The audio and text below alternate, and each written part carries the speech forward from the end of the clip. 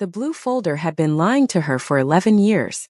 Not in the way dishonest things lie loudly with cracks showing. It had lied the way silence lies. Patiently. Waiting for the moment when the truth inside it would no longer be avoidable. When the boy who had grown into the shape of his father would finally open the second drawer of that cabinet and find what she had been standing between him and since the night Chan-woo died. That morning came on a Tuesday. Ju-chan was 18. Home from his first year of law school for the mid-semester break.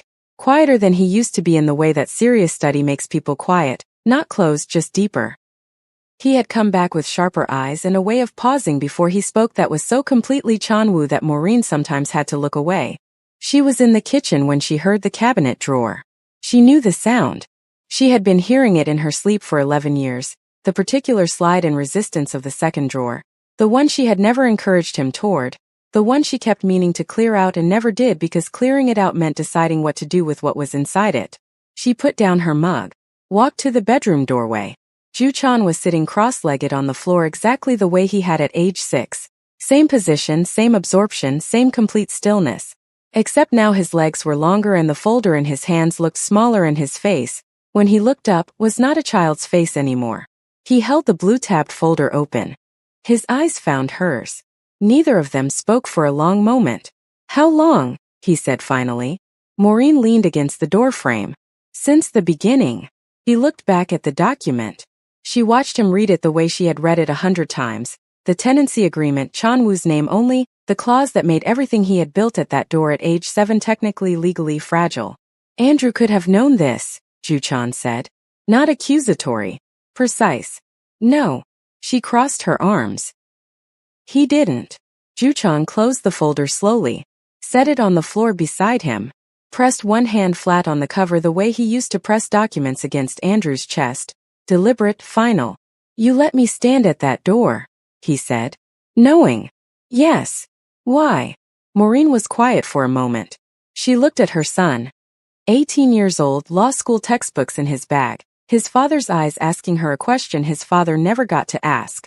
"Because you needed to believe you could," she said. "And I needed to watch you be right." The room held that. Ju-chan looked at the folder under his hand, then at his mother. "Were you scared?" "Every second." Something moved across his face. Not anger, something more complicated. The particular feeling of learning that the person who protected you was also terrified while doing it, and did it anyway. He stood up, picked up the folder, walked to her and placed it in her hands. "We don't need it anymore," he said. She looked down at it. "The house is Andrew's," Ju-chan continued. "Has been for 11 years. We've been paying rent that's kept his building loan alive. That's not fragility, Mama. That's leverage we never had to use." He paused. "But I'm going to fix the legal foundation. Properly. Before I go back."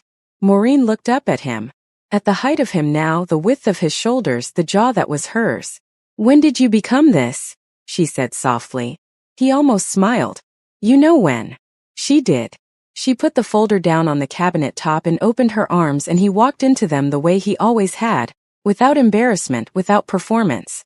Just her son, coming home to the place he had always fit. He called Andrew that afternoon. Andrew picked up on the second ring, which meant he had been expecting the call eventually. He always expected Ju-chan's calls eventually. "You found it," Andrew said. A pause. "You knew about the folder," Ju-chan said. "Your mother told me. 3 years after you won at the door." Andrew's voice was careful. She needed someone to know. Ju-chan absorbed that. Looked out the window of his childhood bedroom at the street he had counted, 4 meters from door to gate, at age 7. "She told you before she told me. She told me so I could watch out for both of you without you knowing why." A pause. "I reduced the rent twice, Ju-chan. That was not generosity. That was me doing the only thing I could do with what I knew." The line was quiet. "I need to amend the tenancy," Ju-chan said. "My mother's name needs to be on a formal agreement. Clean, legal, airtight." "I already had my lawyer draft it," Andrew said. 2 years ago. I was waiting for you to find the folder." Ju-chan closed his eyes briefly. "Open them. You've been waiting 2 years. I've been waiting for you to be old enough to handle it without it breaking something." Andrew paused. "Did it break anything?" Ju-chan looked toward the kitchen where Maureen was making the tea she would actually drink this time. No, he said. Good. Andrew exhaled. Come and sign it tomorrow. Bring your mother. They signed it the next morning. Maureen's name on a legal document for the first time in 11 years. Clean formal witnessed. Andrew's lawyer. A small efficient woman named Grace who clearly found Ju-chan interesting in the specific way that lawyers find other lawyers interesting, notarized it without ceremony and slid it across the table. Maureen picked up the pen. Her hand didn't shake. She signed and set the pen down and looked at her name on the paper, and said nothing for a moment that was not empty at all. Ju-chan sat beside her. He didn't touch her arm or tell her it was okay. He just sat there the way Chan-woo used to sit in difficult moments, present, steady, close enough. Andrew watched from across the table. When Maureen looked up, he gave her one small nod. The kind of nod that carries a whole sentence. She nodded back. On the drive home, Maureen sat in the passenger seat and watched the city go by and said, "Your father would have done exactly what you did this morning." Ju-chan kept his eyes on the road. I know. He would have also made a speech about it. Ju-chan's mouth moved. I know that too. Maureen laughed. It came out sudden and real, the laugh she had before Chan-woo died, the one that used to fill rooms. It had come back in pieces over the years, a little more each time, but this morning it came back whole and she let it, both hands pressed to her face, shoulders shaking. Ju-chan listened to his mother laugh and felt something settle in his chest that had been slightly unsettled since he was 5 years old. Not healed. Not erased. Settled. There is a difference. He went back to law school and did not waste a single day of it. He studied the way his father recorded closing arguments, feeling the weight of every word before using it. His professors noticed him the way good professors notice students who are not studying to pass but studying because the subject lives inside them. He was not the loudest in the room. He was the one people listened to when he finally spoke. At 22 he graduated. Top of his class. Maureen flew in for the ceremony. She wore a green dress and sat in the third row, and when his name was called she stood up before anyone else did and stayed standing the entire time he walked across the stage. Both hands pressed flat on her thighs, eyes absolutely full, not making a single sound because the sound she needed to make had no shape language could hold. Ju-chan found her eyes from the stage, held them, looked away only to accept the certificate from the dean's hands. Andrew had sent flowers to their seat, a large arrangement with a card that said simply, "I knew at the door." Maureen held the card all through the ceremony and drove home with it on her lap. At 23 he took his first case alone. A young black woman named Senna whose landlord had illegally withheld her deposit and threatened eviction on fabricated grounds. The case was not glamorous. The courtroom was small. The opposing lawyer was experienced and quietly condescending in the way that experienced lawyers can be toward young ones. Ju-chan waited. Let the condescension breathe. Then dismantled the opposing argument with 4 documents and 11 minutes of the cleanest cross-examination the small courtroom had seen in years. The judge, a woman in her 60s who had seen everything, looked at him over her glasses when he finished and said nothing for a moment. Then she ruled in his client's favor. Full deposit returned. Legal costs awarded. Outside the courtroom, Senna grabbed both his hands and said, "How did you do that?" Ju-chan picked up his briefcase. "Someone taught me that being scared doesn't mean wrong," he said, "and that you should always know the distance between where you are and where danger might come from." Senna stared at him. He almost smiled. "Go home," he said. "You won." By 25 the cases were bigger. By 26 people called him before they called anyone else. By 27 Andrew called. Andrew's voice on the phone was different this time. Not the voice of the man who had stood at a gate in a simpler shirt with his hands in his pockets. Not the voice of the man who had laughed suddenly and covered his mouth at a 7-year-old's precision. This was the voice of a man standing at the edge of something he could not see the bottom of. Controlled on the surface, hollow underneath. "I need you," Andrew said. "Not as the boy I know. As an attorney." Ju-chan was at his desk. 27 years old, his father's case files organized on one shelf, his own on another. He closed the document he was reading. "Tell me everything," he said. "From the beginning. Leave nothing out." Andrew told him. It took 40 minutes. When he finished, the line was quiet for a long moment. "Are you guilty?" Ju-chan asked. "No. I'm not asking what happened. I'm asking what a jury will see when they look at you." Andrew paused. A black man with money and a complicated paper trail. Then we have work to do, Ju-chan said. Come to my office tomorrow. 7 a.m. Bring everything, every document, every transaction record, every message. If it exists, bring it. If you deleted it, tell me. Ju-chan. Andrew.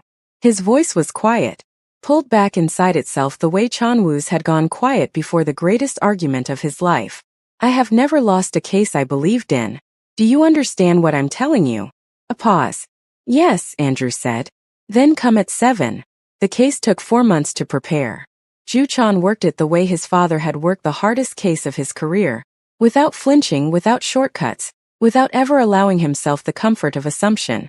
He rebuilt Andrew's paper trail from the beginning, transaction by transaction, finding the pattern that the prosecution had deliberately misread and proving not just that Andrew was innocent, but that the misreading was not accidental. Someone had constructed the evidence against Andrew. Carefully, patiently, the way you construct something when you have time and motive and the quiet confidence that nobody will look closely enough. Ju-chan looked closely enough. 3 weeks before the trial he found it.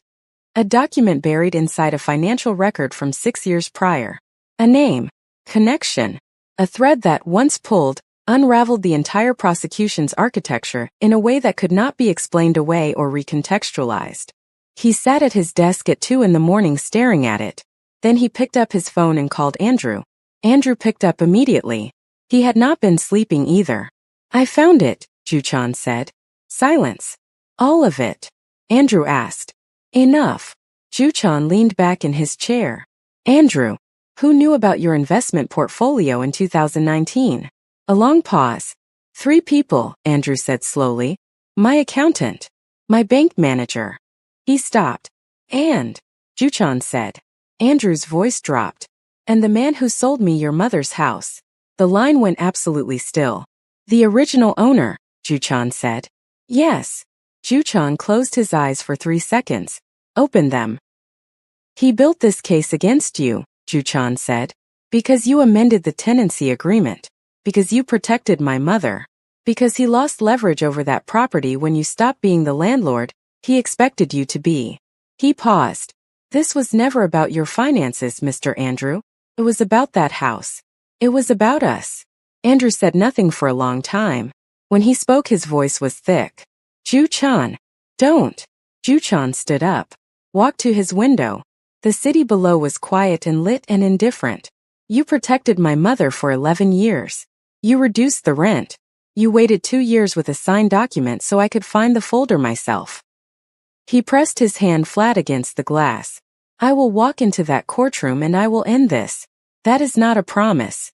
It is just what is going to happen. The courtroom was full. The kind of case that filled rooms, cameras outside, journalists with opinions already formed, people who had read the headlines and decided before the evidence was read. Andrew sat at the defense table in a gray suit, older, heavier, afraid in the specific way that only people who have spent decades not being afraid can be afraid, completely and without practice. Ju-chan stood at the front, 27 years old. Hair swept back exactly as it had been at 7, deliberate, unchanged. His mother's jaw. His father's eyes. A dark suit that fit the way Chan-woo's suits had always fit, like it was not clothing but a decision. He turned to face the court. His voice did that thing. Went quiet. Pulled itself back inside. Then he began. He presented the evidence in 4 movements, the way his father had structured closing arguments on that small black recording device. First the foundation, then the contradiction, then the buried document with the name and the connection and the thread, then the dismantling clean surgical patient, the way you take apart something that was never as solid as it looked. The prosecution's lawyer, experienced, well-dressed, the kind of attorney who confused confidence with preparation, objected twice in the first hour. Both objections were overruled. By the second hour the courtroom had shifted. You could feel it, the particular atmospheric change of a room full of people revising what they thought they knew. Journalists typing faster. The judge's expression moving from neutral to focused. Andrew watched from the defense table. Watched this man who had once stood in gavel pajamas at a door pressing a document against a chest that was not his own, and felt something he had no word for in any language he spoke. The jury returned in 4 hours. Not guilty. The courtroom exhaled like a single organism. Andrew closed his eyes. 3 rows behind Maureen, in a yellow dress Chanwoo would have loved, pressed both hands flat on her thighs and looked at her son standing at the front of a room he had been preparing to stand in since he was 6 years old on a floor with a brown folder in his lap. Ju-chan turned, found her face in the crowd immediately. They looked at each other across the full gallery and the noise and the exhaling room and said nothing because nothing was needed. Every word that mattered between them had already been spoken. In a hallway, in a kitchen, in a car on the way home from a signing, in the dark beside a wooden cabinet, in the simple fact of showing up for each other every single day for 22 years without being asked. Outside the courthouse, Andrew gripped Ju-chan's hand with both of his. "Your father," he started. Stopped. His throat moved. "I know," Ju-chan said quietly. Andrew nodded, pulled him into a brief, firm embrace, the kind men give each other when words have reached their limit. Then he stepped back, composed himself, looked at Ju-chan with clear eyes. "What do you need?" Andrew said. "Anything. Name it." Ju-chan looked at him for a moment. "There's a house," he said. He had found it 3 months before the trial. Not found it by accident, searched for it the way he prepared cases. Methodically, specifically, with a list of requirements he had been building in the back of his mind since he was 7 years old, standing in a doorway promising himself that one day his mother would not have to hold a wall to keep herself upright in a hallway that wasn't legally hers. The house was in a quiet part of the city where the streets were wide and the gardens were real, and the light came through the windows in the morning like it had somewhere important to be. For bedrooms, a kitchen with a wooden counter that reminded him of the one he had sat across from his mother at as a child, except larger, brighter, without the weight of survival pressing down on every surface. A garden. Maureen had always wanted a garden. She had never said it out loud.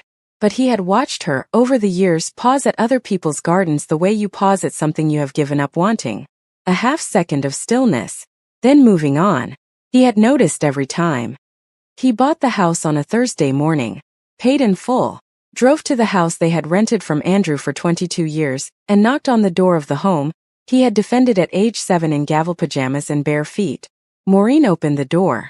She looked at his face and immediately said, "What did you do?" "Get your coat," he said. "Ju-chan." "Mama." He held out his hand. "Get your coat." She was silent the entire drive. She watched the city change around them. The streets widening, the trees thickening, the quality of the light shifting the way it does when you move from survival into something else. When he parked outside the house, she looked at it through the passenger window for a long time without speaking. It was a beautiful house. Not ostentatious. Chanwoo had not been an ostentatious man and his son was not either. But beautiful in the way that careful, loving choices produce beauty. The garden was full of color. The windows were wide. The front door was painted a deep warm red that somehow, against all logic, looked like it had been chosen specifically for her. "Ju-chan," she said. Her voice was barely there. He reached into his jacket pocket and placed a key in her hand. She looked down at it. "It's yours," he said. "Paid. Fully. Your name. Only yours." Maureen closed her fingers around the key. Her shoulders came up and then dropped entirely. The full release of a woman setting down something she had been carrying so long she had forgotten she was carrying it. A sound came out of her that was not quite crying and not quite not. The sound of relief arriving after it had been held at the door for 22 years. Ju-chan sat beside her and said nothing. Let her have every second of it. When she finally looked up, her eyes were full, but her face was the face of a woman who had arrived somewhere. Not just at a house. Somewhere inside herself that grief had blocked the path to for a very long time. "Your father," she said. "I know," Ju-chan said. "He would have." "I know, Mama." She laughed through the tears. Pressed the key against her chest. Looked back at the house with its red door and its garden full of color. "Can I go inside?" she said. "It's your house," he said. "You don't have to ask." He married at 28. Her name was Yuna. Second-generation Korean American. A civil rights attorney with a mind like a blade, and a laugh that arrived without warning and filled every room it entered. She had argued against Ju-chan in a housing rights case at 26. Lost, but made him work for it in a way that no opposing attorney had before or since. He had called her 3 days after the verdict. Not about the case. She had known exactly why he was calling. "You have terrible timing," she said. "I've been told," he said. "I'm still annoyed about the Patel case." "I know. You exploited a procedural gap that I should have closed. Yes. A pause. Dinner Thursday, she said. You're paying. I know that too, he said. The wedding was small and exactly right. A garden ceremony.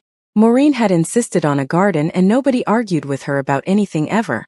Yuna in a dress that was neither traditional Korean nor traditional anything else but entirely herself. Ju-chan in a dark suit, hair swept back, his father's eyes clear and present. Andrew sat in the front row beside Maureen. He had worn his best suit and cried twice before the ceremony even started, which he denied completely when Maureen raised an eyebrow at him. When the officiant asked if anyone had words, Maureen stood. She did not have a speech prepared. She had told Ju-chan she wouldn't speak. But she stood anyway, in her garden, in the home her son had bought her, in the life that had been rebuilt from a doorstep and a highlighted clause and a 7-year-old in gavel pajamas who had decided that scared didn't mean wrong. She looked at her son. Your father picked out those pajamas, she said. The ones with the gavels. He bought them 6 months before he died. He said. Her voice caught. Released. He said, this boy is going to need a uniform. She pressed her hand against her chest. He was right. He was always right. And so were you. Every single time. The garden was completely still. Ju-chan looked at his mother and felt his father in the air between them. Not as grief, not as absence, but as presence. The kind of presence that doesn't require a body. That lives in the way a son holds a pen, and reads a document, and stands at a door, and refuses to move. He mouthed 2 words at her. I know. She sat down. Yuna slipped her hand into his without looking at him, which meant she had been watching and understood everything and loved him, including all the parts of him that were still 7 years old at a doorway in the dark. He held her hand. The officiant continued. The garden was full of color. The red door of the house stood open behind them all. And somewhere in the warm bright air of that afternoon, in the way the light fell across a mother's face and a son's steady hands and a new beginning that had been 28 years in the making, Chanwoo was entirely, completely, permanently present. The end. You just watched a boy become a man. You just watched a mother's sacrifice become a garden. You just watched a name Ju-chan carry 2 worlds and refused to drop either one. This story was brought to you by Black Silk Stories, where Afro-Korean lives are told with the love, depth, and fire they have always deserved. If this story moved you, share it. If it reminded you of someone, tell them. If you stayed until the end, you already know why. Subscribe, comment, stay close, because the next story is already waiting. Black Silk Stories.